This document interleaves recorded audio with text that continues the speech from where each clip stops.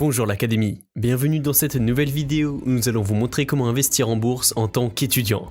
Et oui, il est tout à fait possible de commencer à vous lancer dans l'investissement même si vous êtes encore étudiant. Comme nous aurions aimé entendre ça il y a 10 ans. Cela nous aurait fait un déclic, je pense, et nous aurions complètement changé ma vision de voir les choses. L'investissement, non, ce n'est pas pour nous.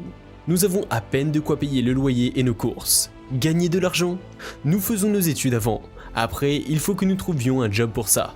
Et puis, franchement, l'argent, ce n'est pas vraiment une priorité dans notre vie. Voilà comment pensent la plupart des étudiants aujourd'hui.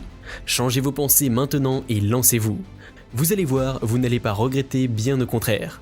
Aujourd'hui, nous faisons cette vidéo pour vous apprendre que oui, l'investissement en bourse n'est pas que pour les personnes qui ont un métier et un salaire, et surtout pour casser les rumeurs de l'investissement en bourse si jeune.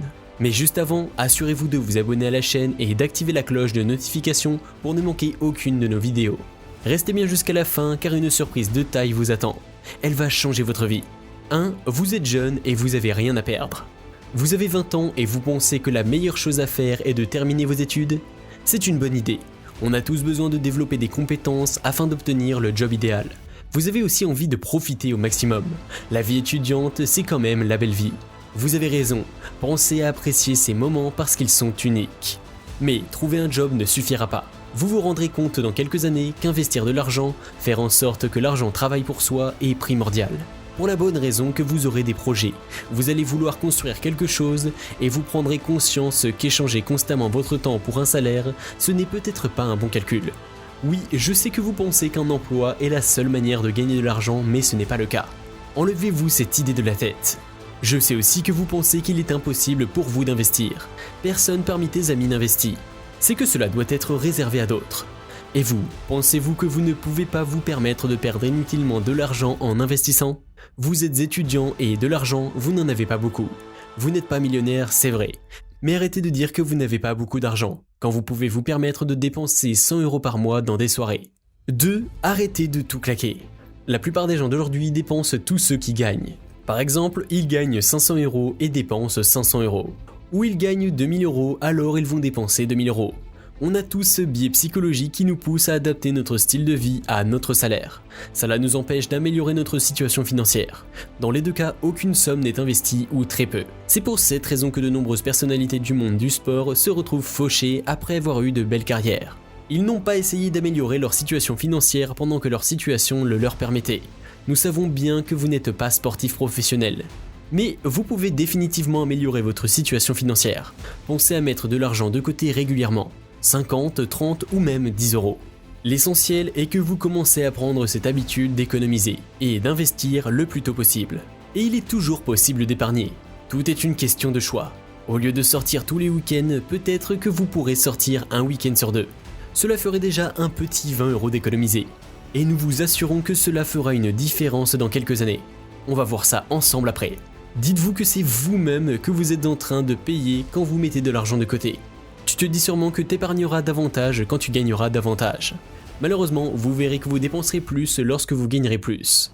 Encore une fois, ce sont vos choix qui vous permettront de vous payer en premier. Nous savons que vous ne mènerez pas un train de vie de folie. Mais je sais que vous pouvez encore faire mieux.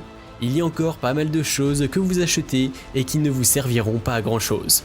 Si, regardez bien. 3. Réduire ses dépenses, augmenter ses revenus. Pour réduire vos dépenses, c'est à vous de faire le tri et de vous concentrer sur l'essentiel. Mais pour augmenter vos revenus, c'est une autre affaire. Nous savons que vous travaillez pas mal, mais que vous vous amusez beaucoup aussi. Allez, nous sommes sûrs que vous pouvez trouver un peu de temps pour un petit job. Et comme on est sympa et qu'on sait que t'aimes bien bosser depuis chez toi, on te propose d'aller faire un tour sur 5euros.com.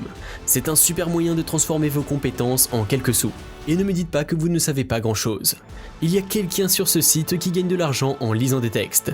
Allez-y, allez y faire un tour et essayez de proposer vos services. Vous verrez que vous trouverez même ça assez fun, on en est sûr. Et on pense bien qu'à ce moment, vous vous demandez combien investir.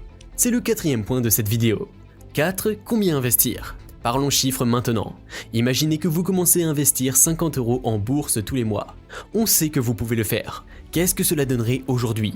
En prenant le S&P 500 depuis 10 ans exactement, cela nous donne une performance annuelle d'un peu plus de 16% en ne faisant que suivre le marché. Un tracker vous permet de faire ça sans aucun effort d'analyse d'action.